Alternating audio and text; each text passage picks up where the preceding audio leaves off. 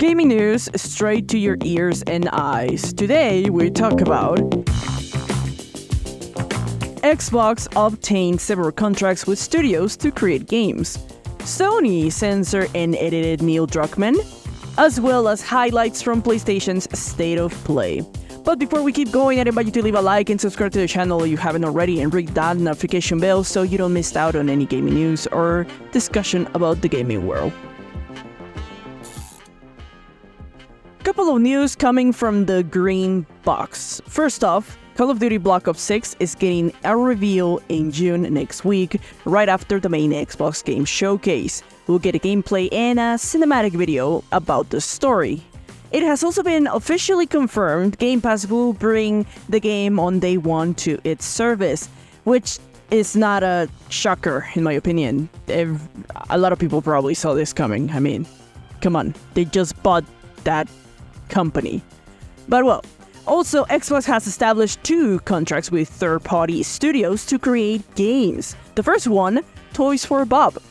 They went independent right after the Activision and Microsoft acquisitions was finalized.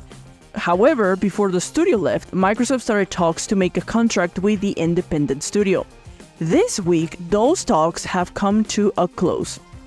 Officially, the studio behind the ports of Spyro and Crash has signed a deal with Xbox to create games for their platform. Now, their next game will be published by Xbox. This was announced through the studio's social media. Will the new game be another take for Toys for Bob in the world of Crash? There's still plenty of titles from the past that could potentially work in modern days. Or could it be that they work on Spyro, or even maybe a brand new IP? For now, it's all speculations from my part, but the studio said that their new game is barely starting development, so it can be anything. Now, there is one more bit of news coming from Xbox. According to reports, a bit of a rumor coming from Xpeter on X claims that 100 Star Games, a studio founded by Sefton Hill and Jamie Walker, the co-founders of Rocksteady, the studio is set to work on a AAA single-player action-adventure title powered by Unreal Engine 5. What will their vision be for this game? Again, anything's possible. Both co-founders worked as directors on Rocksteady back when the studio was developing Batman Arkham. So at least we can trust they know their stuff and understand what makes a great experience and gameplay in a video game.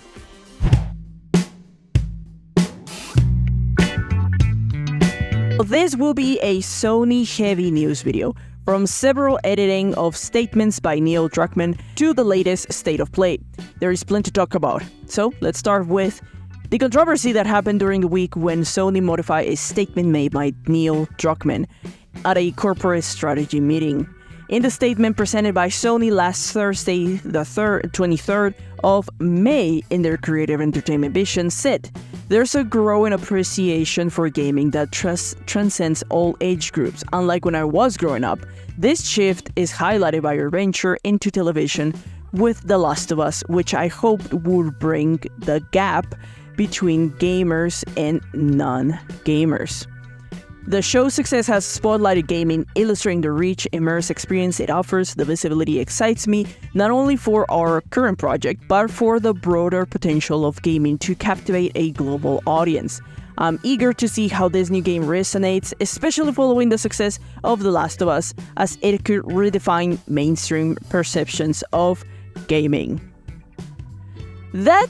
The statement as a whole doesn't sound terrible. There's nothing wrong about it, or at least not noticeable by the general public, unless you were Neil. He saw the changes to his real statement. The next day after the corporate meeting, Druckmann took to social media to claim he never made such comments and published his original take.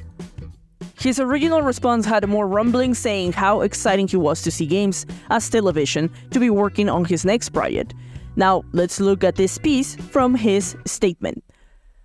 "Like when I was growing up, gaming was more of a kid's thing. Now it's clearly for everyone. But it's like, if you are a gamer, you know about the potential of games, and non-gamers, they don't really know what they're missing out.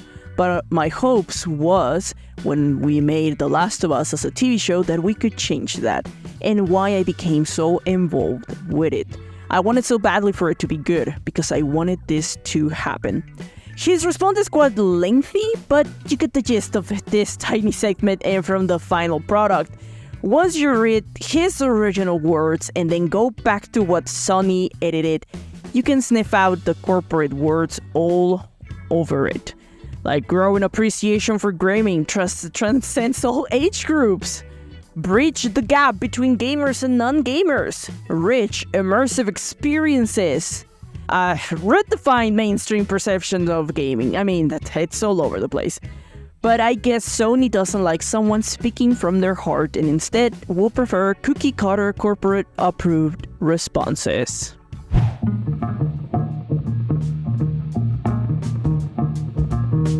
Though we are only 1 week away from the massive release of games from Summer Game Fest, PlayStation started with their own presentation ahead of time, State of Play, which is their least important form of presentation, I might say. Normally when big titles are released, they name it PlayStation Showcase. So in this case, a mild expectation was met with mild results. From their big announcements, we got the release date of God of War Ragnarok coming to PC. The port will include every update that was released on PS5, and it would also feature unlocked frame rates, super ultra wide monitor support, and the Valhalla DLC. God of War Ragnarok arrives on PC on September 19th. Another great surprise for fans of Konami and horror games was the presentation of Silent Hill 2.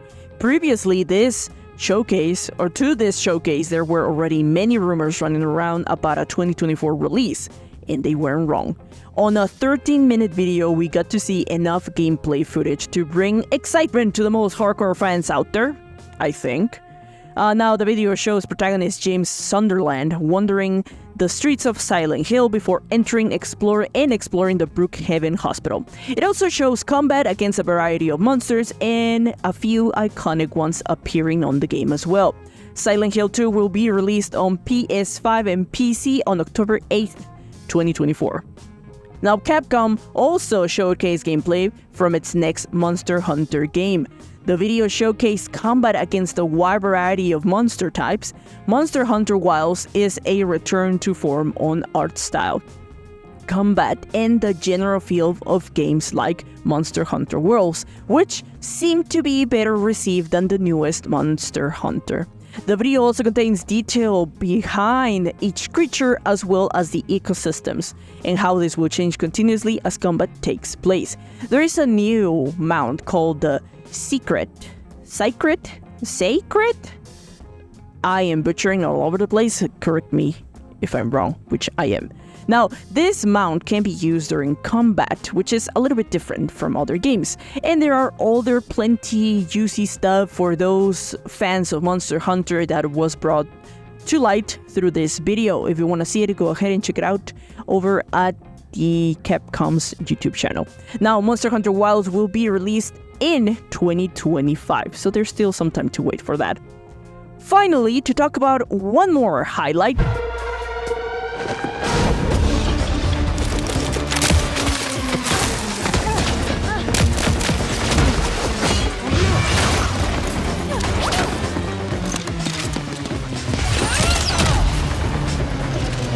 which was the premiere of Concord. This game was originally announced a year ago with a short CGI animation that only gave a bit of the vibe and setting of the game.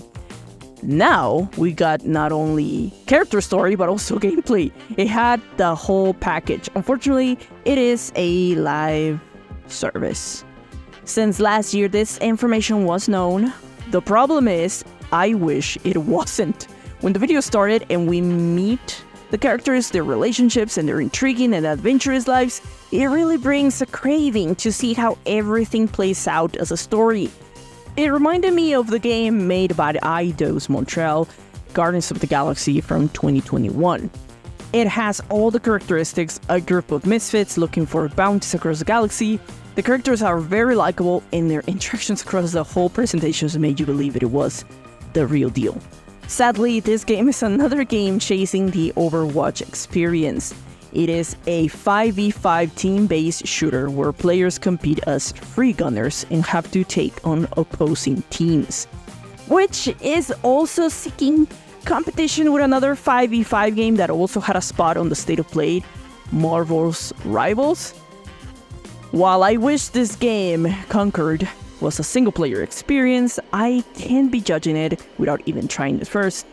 It is likely the game is free-to-play, so might give it a try when it comes out. I know I'm not the only one that isn't as excited for the game. I mean, Astro Boy got more likes than Conquered, which is quite wild. I mean, Astro Boy looks like an excellent game, so... Conquer is coming out on August 23rd on PS5 and PC. But that's all for this episode. What are your thoughts on this gaming news? Let me know in the comment section. I'm the Honey Badger and I love to talk about everything gaming from news to games.